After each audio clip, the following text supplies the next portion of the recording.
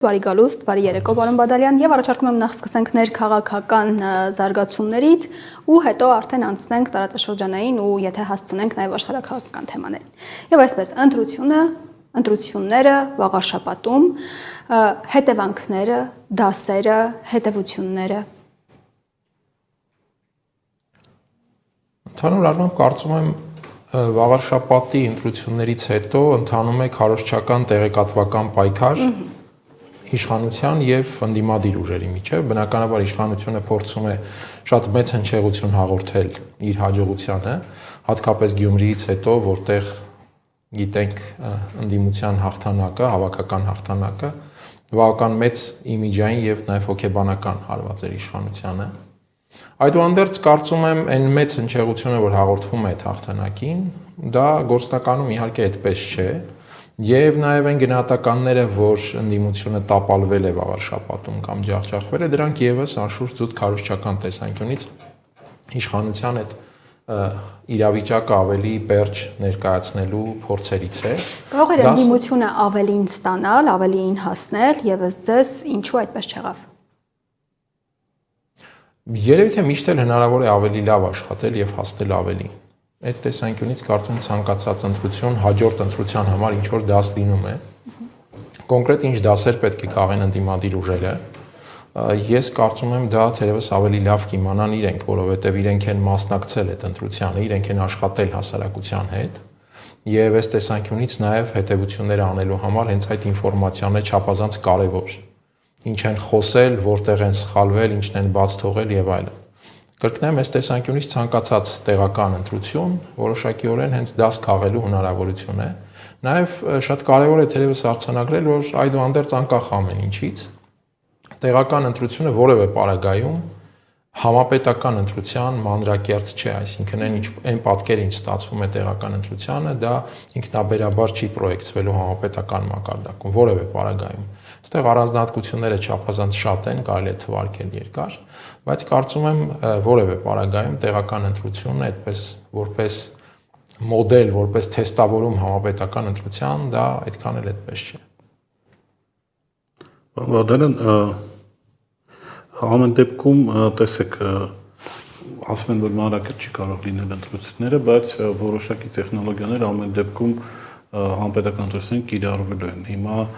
փաստացի Մոլդովայի օրինակով շատ հավանական է, որ եթե այսպես ասած միասնական ճակատ գնալ ընտրությունների, ուղղակի ընտրություններից կարող են հանեն, հա, իշխանությունները կամ չգրանցեն կամ վերջի պահին հայտարարեն, որ օրենքից դուրս է տվել դաշինքը եւ ընդդիմությունը բավական մեծ խնդիր կունենա։ Ձեր կարծիքով ամեն դեպքում իշխանությունները փորձել են գնալ Մոլդովայի սցենարով, թե ամեն դեպքում կվախենան այսպիսի բան անեն Հայաստանի պարագայում։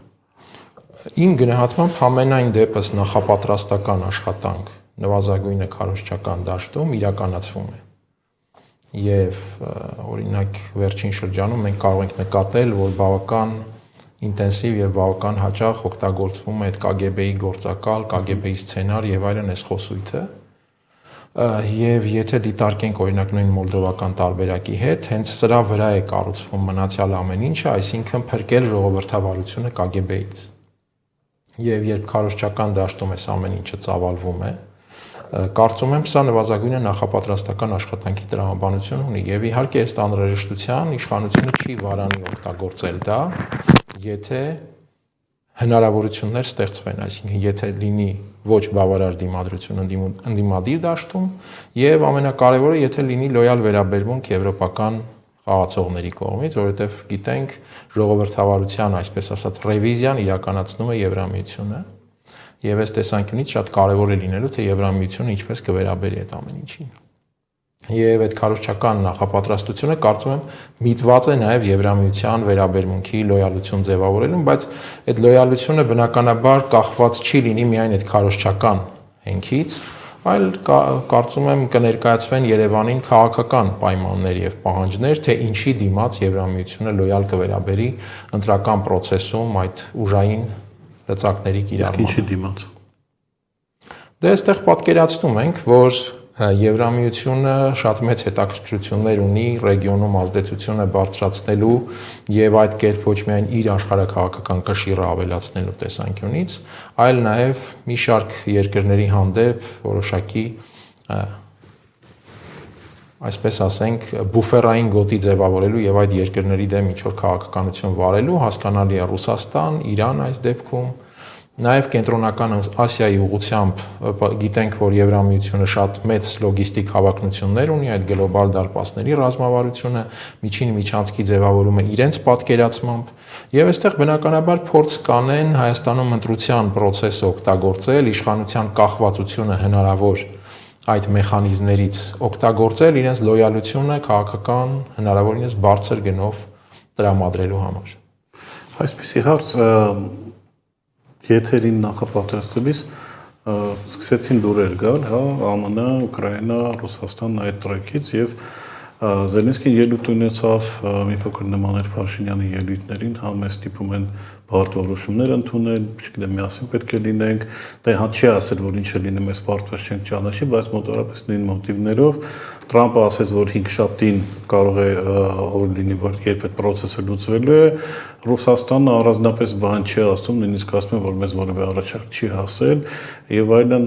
ըստ ձեզ սա բլեֆ է հերթական, թե իրոք կողմերը շարժվում են դեպի որոշակի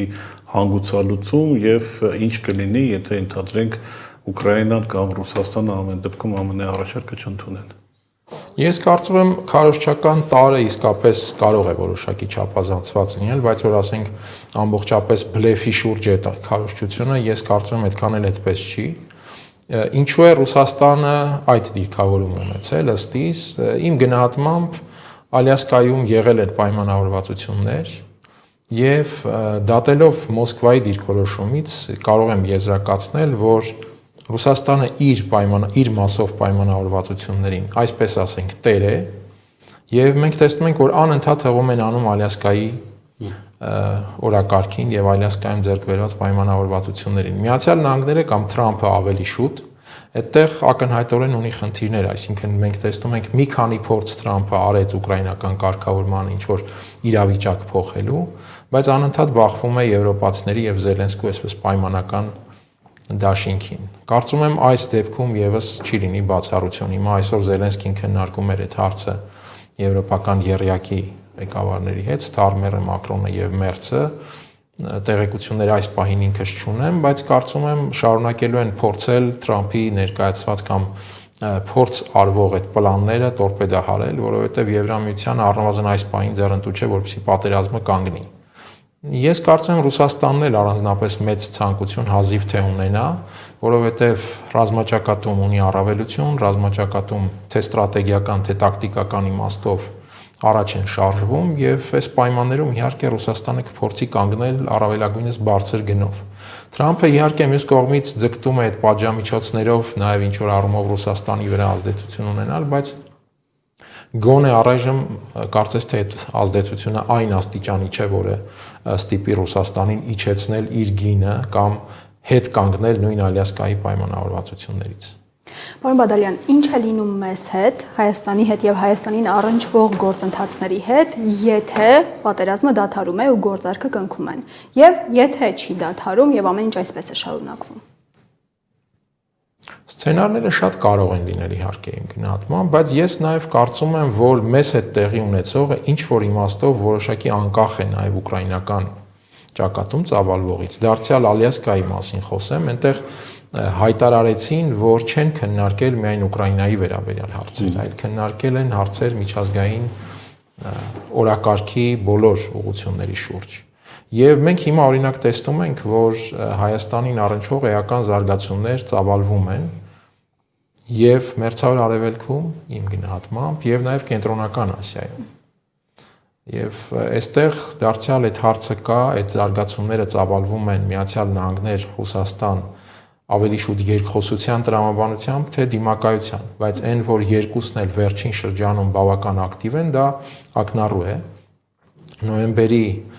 8-ին, եթե չեմ սխալվում, կամ 7-ին այդ օրերին էր տեղի ունեցավ Կենտրոնական Ասիա Միացյալ Նահանգներ գագաթնաժողովը, դրանից առաջ Թրամփի հատուկ բանագնացն էր մեկնել Ղազախստան եւ Ուզբեկստան։ Հոկտեմբերին էլ գիտենք ԱՊՀ գագաթնաժողովներ, որտեղ բավական ակտիվ էին շփումները եւ նկատելի էր, որ ոչ ավանդական, այսպես ասենք, գագաթնաժողովի ռեժիմով առանձնակի ցուցիչ էր նաև, որ տեղի ունեցավ Պուտին-Ալիև հանդիպումը եւ 10-ամսյա այդ սառեցված կամ հակամարտ վիճակից հետո։ Եվ հիմա ակնհայտ է Ռուսաստան-Միացյալ Նահանգներ դինամիկան Կենտրոնական Ասիայի ուղղությամբ նաև Մերձավոր Արևելքում, ինչպես նշեցի, այս ամեն ինչը բնականաբար մեզ է առնչվում։ Նաև Կենտրոնական Ասիայում ըստ իս առանցքային որոշում կայացվեց այդ խորհրդակցական հնգյակի ձևաչափը դարձնել 6-յակ, Ադրբեջանին լիարժեք իրավունք տալով, լիարժեք անդամություն տալով, սա նշանակում է ռեգիոնալ սխեմաների որոշակի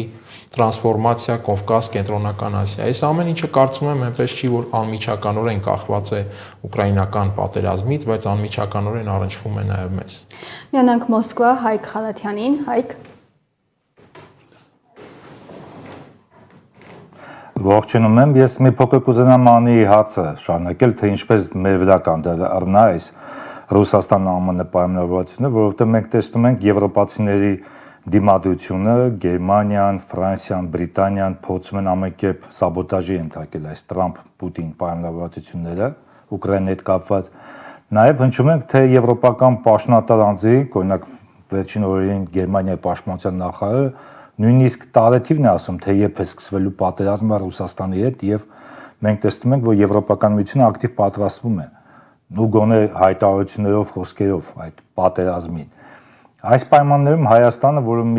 մի կողմից շատ կապնված է Ռուսաստանի հետ, նույնիսկ հիմա տնտեսապես եւ ոչ միայն, մյուս կողմից փորձում է գնալ դեպի Եվրոպա, մեր վրա դա ինչպես կանդրադառնա այս Ռուսաստան-Եվրոպա շարունակող հաճակատումը, որը նույնիսկ արդեն խոսում են ուղղակի ռազմական բախման մասին։ Շնորհակալ եմ հարցի համար։ Ես այդուհանդերձ կարծում եմ, որ Ռուսաստան-Եվրոպա պատերազմը այդքան էլ մոտ չէ, եթե ընդհանրապես հնարավոր է այդ պատերազմը։ Այլ հարց է, որ եվրոպական էլիտաները մշտապես օգտագործելու են Ռուսաստանի հանգամանքը իրենց հասարակությունների վրա ազդեցություն ապահովելու համար։ Մենք տեսնում ենք այդ Ռուսաստանի սպառնալիքի ներքո իրենք ժողովրդավարությունը փրկելու անվան տակ կիրառում են ոչ ժողովրդավարական մեթոդներ։ Հիշենք հենց նույն Միացյալ Նահանգների փոխնախագահ Վենսի ելույթը Մյունխենի անվտանգության համաժողովին։ Այս տեսանկյունից իհարկե շատ կարևոր է, թե ինչ ռեժիմում կլինի Միացյալ Նահանգներ Ռուսաստան հարաբերությունը, անշուշտ Հայաստանի վրա դա միշտ է Հայաստանի համար դա միշտ է կարևորություն ունեցել։ Այստեղ խնդիրն այն է, որ եթե անգամ Միացյալ Նահանգներն ու Ռուսաստանը երկխոսության տրամաբանությամբ են մոտենում Կովկասում process-ներին, բնականաբար ոչ մոնոլիթ պատկերացումներով, բայց հենց երկխոսության, Եվրոպայի համար է էական դառնում հենց այստեղ նաև թիրախավորել այդ երկխոսությունը, այսինքն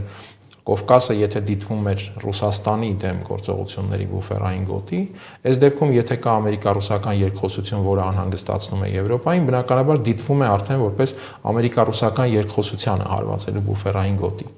Եվ այս տեսանկյունից բնական է այդ մարտահրավերները կան, այսինքն այստեղ երբևէ չի եղել ռեժիմ, որտեղ այդ տեսակի մարտահրավերներ չկան, բայց առանցքայինը իհարկե սա այստեղ այն է, թե Հայաստանը իրեն ինչպես է դիրքավորում, այսինքն Հայաստանը նախ ինչպես է թույլ տալիս իր հետ հարաբերվել, ինչ օրակարգ է ինքը բերում եւ ինքը իրենից ինչ է ներկայացնում, այսինքն այստեղ շատ կարեւոր է դառնում Հայաստանի կառավարման էֆեկտիվությունը, Հայաստանի կառավարման փիլիսոփայությունը ընդհանրապես, ինչպես է Հայաստանը ձևակերպում իր շահերը եւ ներկայացնում իր շահերը, որովհետեւ մեծ հաշվով այդ խոշորների վարկագծի ազդեցությունը էապես պայմանավորված է նաեւ հենց մեր որակից։ Պարոն Բադալյան, ինչեւ ձեր հետ խոսելը անի հետ մի փոքր զրուցեցինք, ինչ է գտել Տոկաևը Փաշինյանի մեջ, որ այսպիսի բարձրագույն պարգևներ է տալիս, սա հերթական աշխարհական կուտ է Հայաստանի համար, թե արդեն Փաշինյանը որոշակի, այսպես ասենք, ծառայություն է աշխարհական մատուցել Ղազախստանին, ինչ է սա նշանակում, որովհետև եթե ճիշտ եմ հիշում, ժամանակին ընդհանրապես Հայաստանը եւ Ղազախստանը շատ վատ հարաբերությունների մեջ են գտնվում, հա, եւ նույնիսկ ղազախների մի մասը նույն Փաշինյանին մեղադրում էր նրա մեջ, որ ինքը ստորագրել է այն հրամանը, երբ որ հապկի զորքերը մտան եւ խառնվեցին ղազախական ներքին գործեր, ինչ փոխվեց։ Լայն իմաստով կարծում եմ մենք գործ ունենք հետևյալ պատկերի հետ, երբ Արցախը ամբողջապես կորսվեց, իդեմս Հայաստանի բացվեց մի ճանապարհ, որտեղ գործնականում բոլորը կամ որի միջոցով գործնականում բոլորը փորձում են լուծել իրենց համար տարբեր մասշտաբի եւ դրամաչափի աշխարհաքաղաքական հարցեր։ Դա բնականաբար անում են Հայաստանին սիրաշահելով, բայց ակնհայտ է, որ Հայաստանը դիտարկվում է այն ամենաթույլ օղակը, որի միջոցով հնարավոր է իրենց համար հետաքրքիր կամ կարևոր հարցեր լուծել կամ փորձել սպասարկել խնդիրներ եւ այլն։ Հայաստանի գլուխը շոյելու այս համընդհանուր գործընթացը ես կարծում եմ զգալիորեն պայմանավորված է դրանով, ինչու, որովհետեւ կրկնեմ, էապես փոխվել է վերաբերմունքը երկրների կամ ուշադրությունը Հայաստանի հանդեպ, երբ դուրս է եկել Արցախի հարցը։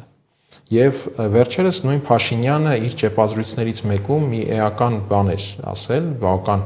զարմանալիորեն անկեղծ, գոնե առերևույթ, որ Հայաստանին նախկինում զենք չեն վաճառել, մտավախություն ունենալով, որ այդ զենքը կհայտնվի մեր, այսպես ասած, ոչ լեգիտիմ տարածքում, այսինքն Արցախում։ Սա շատ էական ցուցիչ է, որևէ մեկը չի ցանկացել Հայաստանի անվտանգության հարցում ստանձնել պատասխանատվություն, որովհետև դա ենթադրելու էր ընդհանրապես ոչ միայն ռազմական իմաստով, բայց սա ցուցիչ է այդ պատկերի, դա ենթադրելու էր պատասխանատվություն նաև Արցախի առնչությամբ, ուղղակի թե անուղղակի։ Դա էլ իր հերթին խնդիրներ Ադրբեջանի եւ Թուրքիայի հետ։ Եվ որևէ մեկը գործնականում չուներ ցանկություն այդ դաշտ մտնել, բացառությամբ իհարկե Ռուսաստանի, որի շահերը եւ մոտեցումները եւ ընդհանրապես ավանդական նշանակությունը Կովկասի, որի համար բոլորովին այլ տրամաբանությամբ է։ Հիմա երբ Արցախը կորսվեց, բոլորը սկսել են շոյել Հայաստանի գլուխը, որովհետեւ Հայաստանը լինելով այսօր ակնհայտորեն ամենաթույլ օղակը այս ռեգիոնում, այն ճանապարհն է, որի միջոցով հնարավոր է առաջ մղել իրենց շահերը, խնդիրները։ Ղազախստանը իր դրամաչափով ունի այդ շահերը, խնդիրները եւ այլն, ավելի խոշորները բնականաբար իրենց։ Պարոն Բադալյան, պետք է անպայման հարցնեմ նաև հետևյալը։ Հայաստանի քաղաքասարակության ներկայացուցիչները Բաքվում։ Դուք կմեկնեիք, եթե ձեզ հնչեր առաջարկ մեկնելու, եւ որն է այս շփումների նպատակը։ Ես չէի մեկնի, որովհետև որևէ իմաստ չեմ տեսնում մեկնելու, այսինքն այդ մեկնելը որևէ քարոզչական խնդրից բացի, որևէ այլ հարց կարծում եմ չի լուծում։ Քարոզչություն այս խաղաղության պատրանքի ավելի ամրապնդման համար։ Ես չեմ կարծում, թե այդ փոխայցը որևէ այլ նշանակություն ունի։ Խաղաղության մասին։ Նիկոլ Փաշինյանը նշում է, թե այն ամենը, ինչ հիմա ինքը անում է, հանուն խաղաղության է նաև, երբ դուք նշում եք, որ Կովկասում չկա հաստատված խաղաղություն, կա շարունակվող պայքար ռեգիոնում աշխարհաքաղաքական ազդեցության այս կամ այն ռեժիմ հաստատելու համար։ Հետևաբար, ինչի համար են Փաշինյանի գործողություններն ըստ ձեզ։ Եվ Սյունիքի վերաբերյալ եւ առհասարակ։ Ընտրության համար, իշխանությունը պահելու համար, այսինքն խաղաղության այդ պատրանքը անհրաժեշտ է ընտրական քարոզչությունը ուժեղացնելու համար, մեծ հաշվով ձեռքբերում որպես այդպիսին Նիկոլ Փաշինյանը չի կարող ներկայացնել ընտրողներին, հակառակը կան ցավագին կորուստները։ Եվ այստեղ միակ բանը, որ որպես ձեռքբերում եւ այդ կորուստների ճակերտավոր արդարացում իհարկե մեզ համար ճակերտավոր ընտրազանգվածի համար, իր ընտրազանգվածի համար դա հիմնավոր արդարացում է, այսպես ասենք։ Ներկայացվում է խաղաղությունը, որ այս կորուստների գնով մենք գոնե ձեռք բերեցինք խաղաղություն եւ նույնիսկ շատ բաց է ասում ինքը, որ մենք ոչ թե Արցախն ենք կորցրել կամ ինչ որ տարածքներ եւ այլն, այլ փրկել ենք, ձեռք ենք բերել Հայաստանի անկախությունը։ Իհարկե շատ հասկանալի է, որ այս խոսքերը որևէ տրամաբանական քննության չեն ենթարկվում։ Բայց Նիկոլ Փաշինյանը այս տարիների ընթացքում ձևավորել է մի էլեկտորատ, որը տրամաբանական քննությամբ չէ, որ առաջնորդվում է Նիկոլ Փաշինյանի հետ իր հարաբերությամբ։ Եվ այս տեսանկյունից այդ խաղաղության հանգամանքը զուտ նախընտրական նշանակություն ունեցող այդ կռվանն է, եթե ուշադիր լինենք, նեղություն։ Բացի Նիկոլ Փաշինյանից եւ մեկ էլ Դոնալդ Թրամփից, որին եւս քարոզչական էֆեկտը անհրաժեշտ է իր խնդիրներից ելնելով, գործնականում որևէ այլ մեկը այդ ինտենսիվությամբ եւ այդ հաստատակամությամբ չի խոսում, որ հաստատվել է խաղաղություն, ել չասած այն մասին, որ օրինակ Ռուսաստանի անվտանգության խորհրդի քարտուղար Շոյգուն վերջերս հայտարարեց, որ հայ-ադրբեջանական կարգավորումը գործընթացը կարգավորված չէ, Թուրքիան է հայտարարում ընդհանուր Թրամփի հետ ուղու վերաբերյալ, որ բազմաթիվ հարցեր կան եւ պարզ չէ թե ինչ է լինելու եւ այլն, եւ պաշտոնական Երևանը կարծես թե այդ ամեն ինչին չի էլ արձագանքել, ոչ այդ ինչ եք խոսում, խաղաղություն է հաստատված եւ այլն։ Ադրբեջանի հայտարարությունների մասին էլ ավելորդ է ասել։ Բանվարդան միջև անին հասնի, Թուրքիա հայտարարությունից ընդդիմությունը ինչ օրակարգ պետք է ներկայացնի ժողովրդին, որը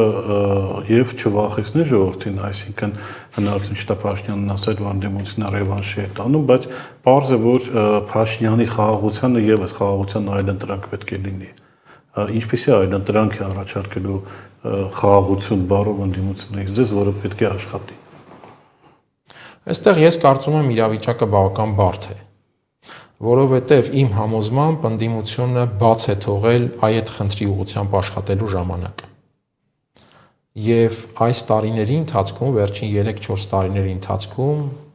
իմ գնահատմամբ այդ ուղղությամբ աշխատանքը եղել է անբավարար, փոխարենը հակառակ ուղղությամբ Նիկոլ Փաշինյանը աշխատել է շատ ինտենսիվ եւ առ այսօր աշխատում է ինտենսիվ։ Հետեւաբար այդ նկարագիրը ընդհանուր առմամբ, որ այս ընդդիմությունը կոշտ քաղաքականության ընդդիմությունն է եւ այդ ընդդիմության պարագայում Հայաստանը վերստին մտնելու է կոնֆլիկտային ռեժիմի մեջ եւ այլն, սա նվազագույն է, այսպես ինչ որ մտայնության կամ թվացial իմաստով ունի գերակայություն։ Ընդդիմադիր դաշտում այս առումով կարծես թե տեղի է ունենում աշխատանքի հետաքրքիր բաժանում, պայմանական կամ ոչ պայմանական իմաստով։ Այն ընդդիմադիր ուժերը, որոնք վերջին 3-4 տարիներին եղել են հիմնական գերակա ուժերը, հենց նրանց հանդեպ է տարածվում այդ նշածս մտայնությունը կամ ընկալումը։ Եվ դա փոխելու համար իսկապես շատ բարդ աշխատանք եւ մեծ ժամանակ է պետք ըստիս։ Բայց հիմա այդ մեր ձևով շարժումը, որ մտել է process, կարծես թե հենց այդ շարժման վրա է ընկել այն աշխատանքի պատասխանատվությունը, որի հարցում ինքը ունի մի քիչ ավելի հարմար մեկնարկային պայմաններ, քան մյուս ընդդիմադիր ուժերը, մյուս հիմնական առաջատար ընդդիմադիր ուժերը։ Կկարողանա արդյոք այս շարժումը իր այդ մեկնարկային պայմանները օգտագործել ձեր նշած խնդիրը լուծելու համար, այսինքն հասարակությանը շատ հիմնավոր կերպով, ռացիոնալ կերպով բացատրել, որ եթե Հայաստանը վարում է իր շահերի եւ իրավունքների պաշտպանության քաղաքականություն, դա չի նշանակում պատերազմ։ Եվ ընդհանրապես այս Կովկասում պատերազմի եւ խաղաղության խնդիրը ամենևին պայմանավորված չէ նրանով Հայաստանը պաշտպանում է իր շահերը, թե ոչ։ Եվ հակառակը, եթե մենք զբաղվենք մեր շահերի պաշտպանությամբ, դա գուցե երկարաժամկետ իմաստով մեզ ավելի կենսունակ դարձնի խաղաղության եւ պատերազմի հարցում դեր ունենալու հօգուտ խաղաղության։ Երբ մենք մեր շահերը հանձնում ենք, դա բացարձակ չի կարող նպաստել խաղաղության առումով մեր կենսունակությանը։ Սա իհարկե հնարավոր է բացատրել, սա պետք է բացատրվի, բայց նշեմ այդ մեկնարկային պայմանների առումով ընդդիմադիր մյուս առաջատարները հիմա այդքան էլ բարենպաստ վիճակում չեն։ Թեկուզ իրացիոնալ պատճառներով, բայց այդուհանդերձ։ Իսկ նոր շարժումը մեկնարկային բավարար նպաստավոր պայմաններ ունի եւ մնում է, որպեսզի կարողանա աշխատել այդ ուղղությամբ պատկերը փոխելու համար։ Պարոն Բադալյան, ինչպես բացատրել ձեր նշածը այն հանրությանը, Փաշինյանի մասին խոսեցինք, ընդդիմության մասին խոսեցինք, էլեկտորատի մասին մեկ նախադասություն ասեցիք, վերջերս մի քանի օր առաջ ձեր մի գրառումից էլ հանրության եւ ընդհանրապես ընտրողների մասին մի հատված մեջ բերեմ, որում դուք անդրադարձել եք, թե ինչ սկզբունքներով է ուղղորդվում եւ ընդհանրապես ինչն է խրախուսվել Հայաստանում, ոչ ավելի քան 2 տասնամյակ ֆինանսավորվել է երեսպաշտությունը, անարժանապատիվ գծնանքը, կռապաշտությունը, ցինիզմը, պատեհապաշտությունը, բամբասանքը, մուտիլովկաները։ Սրա հետևանքներն ենք մենք հիմա տեսնում եւ հնարավոր է կարճ ժամանակում ի վերջո սա փոխել, որպեսզի մարդիկ տեսնեն այն, ինչի մասին դուք բառացիորեն րոպե առաջ խոսում էիք։ Այո, նաեւ դրա հետևանքներն ենք մենք զգում եւ ոչ միայն այսօր, այդ հետևանքներն էլ տարիներ շարունակ կուտակվել են։ Հնարավոր է փոխել իհարկե, բայց այդ փոխելու համար պետք է առնվազն նույն ծավալի եւ ինտենսիվության աշխատանք, ինչ ծավալով եւ ինտենսիվությամբ այդ ճակերտավոր աշխատանքն է տարիներ շարունակ կատարվել։ Եվ հնարավոր է փոխել, եթե գոնե այդ փոփոխության հարցում հիմնական առաջնորդող քաղաքական վերնախավերը իրենց դիրքավորեն իրապես վերնախավի պատասխանատվությամբ եւ պատկերացնեն, որ այդ որակը, ընդհանուր միջավայրային որակը փոխելը բխում է նաեւ իրենց շահերից, որովհետեւ ես կարծում եմ, թե տնտեսական, թե քաղաքական վերնախավերը ընդհանրապես ցանկացած պետությունում հենց վերնախավային հատկանիշներ որպես դրսևորվում են նրանով, որ ընդհանուր միջավայրային որակների հանդեպ ունեն պատասխանատվություն։ Եվ այս տեսանկյունից իհարկե հնարավոր է փոխել, եթե այդ պատասխանատվությունը նույն դինամիկայով եւ ծավալով դրսևորվի։ Քիչ առաջ շարունակելով ուկրաինական թեման, ես Ֆիդանի մասին հարցը հիշում եմ, դեռ դրա մասին ձեզ կհարցնեմ։ Ռուսաստանի նախագահից նոր հայտարարություն կա։ Ռուսաստանը պատրաստ է խաղաղության բանակցություններին եւ խաղաղ ճանապարհով ցանկացած խնդրին լուծում գտնելու համար, բայց պահանջում է իհարկե որպեսզի քննարկեն բոլոր մանրամասները, առաջարկվող պլանի բոլոր մանրամասները, մենք դրան պատրաստ ենք։ Ձեր մեկնաբանությունը։ Ես նշեցի, որ իմ կարծիքով Ռուսաստանը ձգտելու է առավելագույն բարձր գին այդ պատերազմը դադարեցնելու դիմաց։ Այստեղ իմ գնահատմամբ կա մի էական բան, որքան էլ Թրամփը օրինակ, ինչպես նշեցի, փորձում է նաև Ռուսաստանի վրա ինչ-որ ազդեցություն ունենալ այդ պատժամիջոցներով, որոնք իհարկե իրենց ազդեցությունը թողնում են։ Այդուհանդերձ այս ուկրաինական պատերազմում ըստիս կա մի շատ էական հանգամանք։ Ռուսաստանը ցույց է տվել գործնականում, որ ինքը պատրաստ է գինը բարձրացնել առավելագույնս, այդ թվում թեժության եւ լարվածության գինը։ Եվ այստեղ է ստացվել գլխավոր առավելությունը Ռուսաստանի, որովհետև կար պահ, երբ թվում էր, թե ձախողվել է պատերազմը։ Բայց հենց այդ հանգամանքը գինը բարձրացնելու գործնական պատրաստակամությունը արևմտյան խաղացողների համեմատ, ես կարծում եմ, սա է վճռորոշ գործոն նաև այսօրվա այդ պատերազմի դադարեցման պլանների շուրջ այս բազմաշերտ process-ի հարցում։ Եվ վերջապես Թուրքիայի արտաքին գործերի նախարար Հական Ֆիդան ամենապարզ եւ բաց տեքստով հայտարարվեց, որ Թուրքիան ունի առնվազն երկու նախապայման դրված Հայաստանի առաջ սահմանը բացելու դիվանագիտական հարաբերություններ հաստատելու համար. Ա. Զանգեզուրի միջանցք կոչվածը, Բ. Հայաստանի սահմանադրության փոփոխությունը։ Ենթադրենք, երկուսն էլ Նիկոլ Փաշինյանը կատարում է։ Հայաստան-Թուրքիա հարաբերությունները կարգավորվելու են։ Ես թերահավատ եմ, թե Թուրքիան այդպես մեծ շահագրգռություն ունի դրա կարգավորման կամ սահմանի բացման, իմ կարծիքով թուրքերն էլ եւս շատ լավ հասկանում են այս համաշխարհային դիմակայության եւ ընդհանրապես այս աշխարհակարգի վերափոխման շրջափուլում նաեւ հայ-թուրքական սահմանի աշխարհակաղակական կարեւորությունը եւ նշանակությունը տարբեր խաղացողների համար, տարբեր իմաստներով եւ իրենց բնորոշ հատկանիշներից ելնելով դրել են պարզապես այդ հարցը ըստիս աշխարհակաղակական աճուրդի պայմանական իմաստով եւ ձգտելու են առավելագույնս բարձրացնել, հասցնել դրա գինը բարձրացնելուն, առավել եւս տեսնում են, որ համաշխարհային միջավայրը նպաստավոր է հենց գնի բարձրացման տեսանկյունից։ Այդ առումով ես խիստ կասկածում եմ, որ Թուրքիայի համար կա այդպես մոտիվացիա հայ-թուրքական հարաբերությունը կարգավորել, իսկ որևէ նոր պայման կամ նախապայման նրանք հաստատ կարող են գտնել։ Ընդ որում ես կարծում եմ այդ տեսանկյունից Թուրքիան նույնիսկ շահագրգռված էլ չէ, որպեսզի հայ-ադրբեջանական process-ում լինի առաջընթաց։ Հայաստանի արտաքին գործերի նախարարն արձագանքել էր Ֆիդանին եւ նշել էր, որ եթե շահկապված չլինեն, իսկ Թուրքիան պայմանավորում է մեկը մյուսով, ապա գուցե հայ-թուրքական հարաբերության կարգավորումը նպաստի հայ-ադրբեջանական հարաբերության գործընթացին։ Բայց մեծ հարց է մեղմ ասած, իսկ Թուրքիան ուզում է, որպեսզի հայ-ադրբեջանական գործընթացը այդպես ամբողջապես հանգուցալուծվի, թե նրա համար եւս այդ կոնֆլիկտը ռեսուրս է աշխարհակաղակական մեծ առևտրում, եթե կարող ենք այսպես ասել։ Եվ ընդհանրապես պետք է հիշել, որ Ադրբեջանը թուրքական նախագիծ է ու դրա մասին հենց ինքը Ռաջեփ Թայիպ Էրդողանը հիշեցրեց Բաքվի շքերթին, վերջին շքերթի ժամանակ երախտագիտությամբ հիշելով Էնվերին եւ Նուրիին, Էնվերը հայոց ցեղասպանության կազմակերպիչների գլխավոր եռյակից մեկն է, Նուրին էլ Բաքվի 30,000 հայերի կոտորածը կազմակերպած Էնվերի եղբայրն է, գումարած նրան, որ այսպես ասենք Ադրբեջան պետություն ձևավորողն են այս երկուսը, հայտնի է թե արմատները որտեղից են գալիս։ Պարոն Բադալյան, շնորհակալ ենք հարցազրույցի համար։